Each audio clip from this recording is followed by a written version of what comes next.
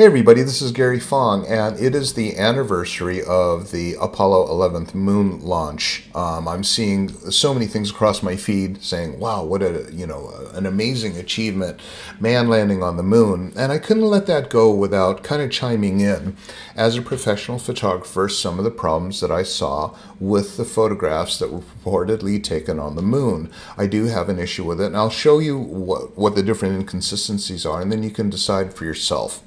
Because I'm not here to say that we didn't land on the moon. That requires direct knowledge. And the only people that know if we landed on the moon or not would be the people that were actually there. Everything else is hearsay. We either heard or we saw articles or videos of, or photographs of the moon launch and landing and things like that. But so I'm going to do this in a different way and just basically ask questions from a technical perspective, from a professional. How could these photographs actually exist from the moon? Now, I'm saying that as an expert because I was a professional photographer for 20 years, and I shot most of my career with Hasselblad cameras. So I know these cameras inside and out. I know how to load the film in the dark. I know how to operate it, and I even know the sound that the camera makes if there's a problem with the leaf shutter. And I'm not alone. There's a lot of photographers who photographed millions of exposures with Hasselblad cameras. And for those of you very valued professionals, seasoned professionals who are experts in Hasselblads, you'll probably appreciate this a tiny bit more because I'm going to go into a little bit of technical detail explaining why these photographs from the moon probably didn't come from the moon. Now, not only was I a professional photographer who used Hasselblad cameras, I was also sponsored by Hasselblad as a visiting lecturer for Hasselblad University. And I also was the operator of Pictage Incorporated, the largest pro digital film lab in the United States at the time. And so I know a lot about handling of film, how it's processed. I know a lot about film characteristics. And I know a lot about the Ektachrome 160 film that they shot on the moon. And therefore, I can talk meaningfully about why the camera probably didn't 100% impossible with the camera that I actually held, the decommissioned moon camera that I held in my hands. Absolutely could not have delivered those images, and we'll go into that now. So this is a decommissioned lunar surface. They basically, what they did was they took cameras to the moon, and then they pulled off the film magazines, and then they left the cameras on the moon because they're very limited payload in terms of weight. They could either bring moon rocks back or cameras. They didn't really care about the cameras, so they left the cameras there. This is a decommissioned camera, and there's a few of them. I think they only brought one camera back from the moon. Most of the other cameras were left there. This is the story they tell, if in fact they were actually on the moon surface at all. But let me just talk about the camera. The first thing about this camera that I notice is it's a remarkably similar to the off-the-shelf 500 ELM camera at the time with a 50mm Zeiss, I think it's T-Star f5.6 lens. What made this camera slightly different is that they pulled all the leather, the cosmetic leather off it. So it was, from what I could tell, it was a bare metal camera. The film back, normally, which is a 70mm film back, this was a 200 exposure film back, which, kind of makes sense. Changing film magazines in the middle of a lunar walk doesn't make sense to me, not with, the big gloves and whatnot. But the other thing that I thought was really interesting is how come this isn't weather sealed? How come there's all these holes and crevices, like right here in the dark slide, micro dust can get inside there, go between the film plectrum and the lens, dust up the lens, and really screw things up. So I didn't know how that worked. The other thing too is when I saw the actual camera, and I've seen it a number of times at the Smithsonian, at Photokina, is when you look at it, there's a number of things that absolutely do not make sense if you are a knowledgeable professional photographer who has shot with Hasselblads. So, number one is this. Okay, so caution, do not touch the glass surface. That glass surface that they're talking about is called a reso plate, and that reso plate gave the little squares that they used later, that they said they used later for positioning, distances between things, although you could overlay the squares on top of the actual photograph and do the same thing. But the other thing that was really kind of interesting is what I saw here was the remove dark slide. Now the remove dark slide warning here, it says remove dark slide before installing the magazine. Now if you are in fact a Hasselblad photographer, you'll know that the dark slide has to be in when you take off or remove the film magazine from the camera. And the reason that's the case is because the dark slide protects the film from being exposed as you're taking the film magazine on and off. Doesn't that make sense? You don't want to expose the film or fog the rest of it while you take it off or put it back on, because that's film, right? It's sensitive to light and temperature, which we'll get to in a second. But so that's the reason why you have to have the dark slide in. In fact, in a Hasselblad camera, you cannot mount the film magazine without the dark slide being in. There's a button on top, and it'll catch it. It will not engage, and you cannot mount or take it off without the dark slide being in. So this thing here about remove dark slide before installing magazine, that was really strange. When you are a professional at anything and someone hands you a piece of equipment that is weird, you're going to say this is weird. Like if you're a race car driver and you're driving a Ferrari and it has 1, 2, 3 and 5th gear, but 4th gear is missing, you're going to say, whoa, something's really weird about that, right? It's just weird. So this, being a very, very seasoned professional photographer and kind of an equipment nerd, caught me really off guard. I thought that was just really strange. So the other thing that I thought was weird is Hasselblad, or NASA, screwed, you can see a screw right here. They literally screwed on these levers so that the astronauts can turn the shutter speed dial. They're locked together, so the shutter speed and the aperture dial were locked together so that they would go in unison. And that makes sense because the exposure is set by what's called an exposure value. An exposure value is the equivalent, like say for example, 1/500th of a second is equal to f5.6 is equal to 1/250th of a second at f8. An exposure value stays the same, but like a slide rule, you can move that around, keep the same exposure, but you're just changing the shutter speed and the aperture while you're doing it. So I thought that was kind of cool, except for the case that if you are shooting on the moon with a 50mm lens, which is a very, very wide angle lens, infinity is probably anywhere from 2 feet ahead at f16. It's almost infinite depth of field. So for them to screw it in, lock the two, but then make them movable, man, that's a disaster, because look what happened to this poor shot right here. 1/4 of a second at f16. Now, that's blurry, but ridiculously overexposed. What they should have been was locked down at 1/250th of a second at f16. Okay, so that's completely wrong. But this puppy is screwed in and dialed in. That didn't make sense to me. And again, I'm talking about if you were a race car driver and you got in and said the tachometer only goes up to 1,000 RPM, you would think something's really weird. Now, why is it like that? Are they signaling you with something, or was Hasselblad just like, whoa, we just blew it so bad? It just doesn't make sense. That doesn't make sense. But also what really doesn't make sense, and I'm going to ask you this, just common sense here.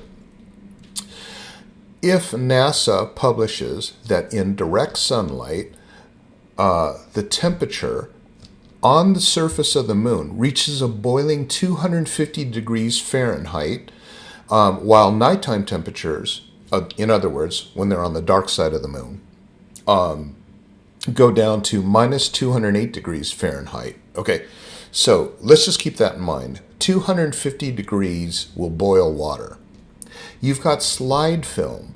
I don't know if you've ever left film so many of you have never even experienced film, but if you've left film in a glove compartment on a hot day, you'll expose the film. Okay, so not only will you expose the film, but the film can decrystallize and melt. Regardless, that it's not going to be good for the film to be shot or in an environment of 250 degrees. And this source right here is NASA itself. Okay, so NASA is telling you that the temperature on the surface of the moon is a boiling hot 250 degrees. With that, we're going to take a non-insulated camera and walk around on the moon, and it's not weather protected for dust, which would completely ruin the camera, the shutter mechanism, and everything like that. And this is what really I thought was weird. It said the film had an S-tar polyester base which had a melting point of 254 degrees Celsius or 490 degrees Fahrenheit. So anyway, I put this up here and I said, this is really weird, everyone, but as a professional photographer, how could they have ever brought back slide film after an excursion on the surface of the moon for about half an hour in boiling temperature, hot enough to boil water? I put that on, unfortunately, this wound up on Kennedy Space Center's thing, and it wound up on my Facebook, and I put it on there, and it had to be 1,000 angry responses from the... Okay, so I just want to share this with you because you got to see...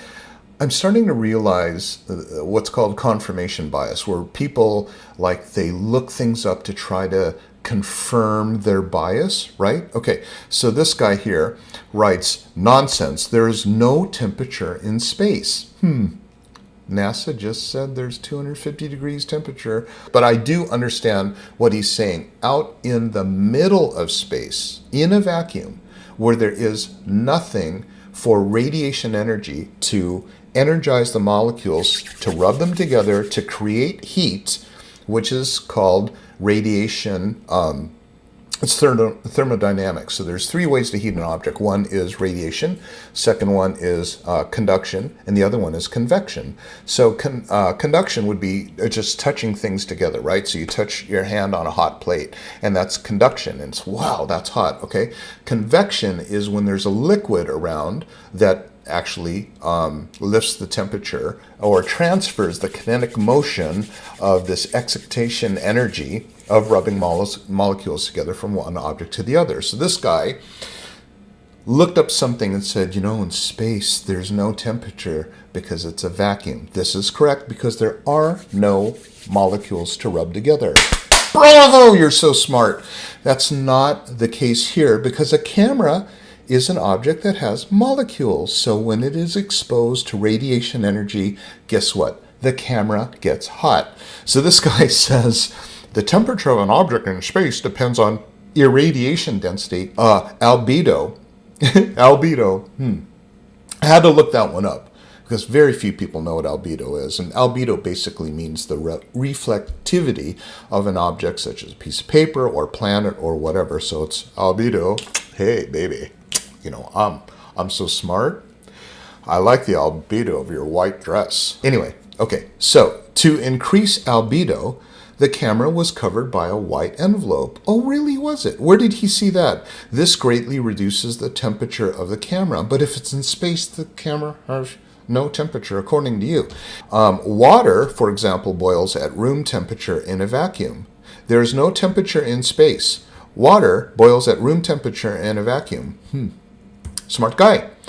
And then, is it the same guy? No, a different guy says, well, the temperatures went even higher, maybe 340. The thing is, being actual scientists, they use the Kelvin scale, which you've never even heard of. Really? That's kind of weird. I have a degree in pharmacology from the University of California. You've never even heard of, which makes 250 about 9.5 degrees Fahrenheit. So 340 K is a bit warmer than 9.5 degrees at 170 degrees Fahrenheit. As to the length of the lunar day, have you ever seen phases of the moon? All you've got to do is look at the thing, as people have been doing for millennia. You think you're sticking it to the man when really you are just displaying astounding levels of ignorance. Oh, I've never heard of the Kelvin scale. So here's what he was saying. It's like he's saying It's 250 degrees Fahrenheit. But because they're scientists, they use Kelvin, which is therefore about 10 degrees Fahrenheit. And so it wouldn't have even gotten hot. Okay, so I said, okay, so this is like me saying I weigh 180 pounds, but since I live in Canada where we use kilograms, I actually weigh 82 kilograms, so I'm really light. I said, that's what you just did. You changed the units, reasoning that K is what scientists use, but kept the value the same. Okay, so that's like going to the doctor and the doctor saying, your temperature is 98.6 degrees. And he says, I don't understand that. I'm a scientist. Can you give that to me in Kelvin? So I'm learning a lot about confirmation bias, is that people, first thing that happens in their process is they get mad that I dare question that we've even been to the moon. I didn't say I questioned that we've ever been to the moon. I'm just saying that those photographs did not come from the moon. They absolutely did not come from the moon. And if they didn't come from the moon, then where did they come from? A film set? I don't know. The other problem is that's a motorized camera, which had nickel-cadmium batteries. We didn't have lithium-ion batteries then. We had NiCads. And the thing is, NiCads can safely reach 40 degrees Celsius without damage, which is about 100 and maybe 100 degrees. Okay, any more than that, then it can explode. So now you've got it in. I want you to do me a favor. I want those of you who are really skeptics, I want you to take a battery, a NiCad battery, maybe lithium-ion. They're better for heat, but put it in boiling water, and you tell me if it explodes. Let me know how that goes. The other thing too that was really kind of iffy about the story of this Ektachrome 160 film coming from the moon. Now again, I'm not going to expand outside of it. As we say in court, we say that we are going to focus on the issues within the four corners of the document. I'm here to talk about the film. Did it come from the moon or not? And I'm saying there's problems with how it's represented to us.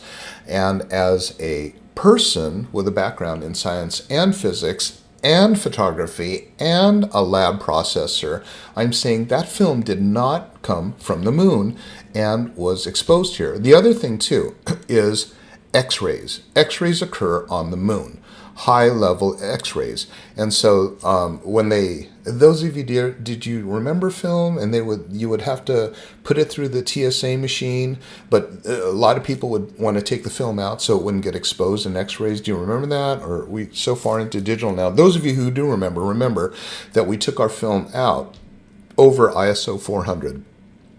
Because that was very more light sensitive, made it more X-ray sensitive. We took it out because we didn't want to get it exposed to X-rays. Unfortunately, there's a lot of X-rays on the moon.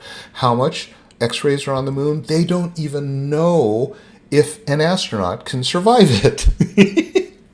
It says lunar astronauts could be harmed by X-ray outbursts from the sun. And it's an X-ray danger. That's really weird because we've had like 8 manned landings on the moon. I don't know how many astronauts have actually been on it, maybe 12, 16 or something like that. But we now know in January of 2007 that moon astronauts may face X-ray danger. Well, if they may face X-ray danger, then the film definitely faced X-ray danger. But then I started to research a little bit more, about these Van Allen belt particles, and there's a band of radiation that's impossible for anyone to pass through and live. And so I thought, that's really kind of weird, especially now that NASA has just announced that they're sending two mannequins to the moon. Why? NASA will send artificial females to the moon to study the risks of radiation. Well, my goodness, did we not have a whole bunch of men just walking around on the moon, leaving their footprints all over the place? 2 artificial female bodies called Helga and Zohar will be sent to the moon. According to NASA, they travel around the Earth's satellite and for the first time measure radiation risks to women's bodies before the crews fly there. So, my boobies, my fallopian tubes are getting radiated. I'm just being silly, but why is NASA sending mannequins to the moon 50 years later after so many men walked around the moon to the point that we stopped going? How many times has the U.S. landed on the moon? 6 crewed missions to the moon landed a total of 12 astronauts, all men, from 69 to 72, and a series of Apollo missions numbering up to Apollo 17.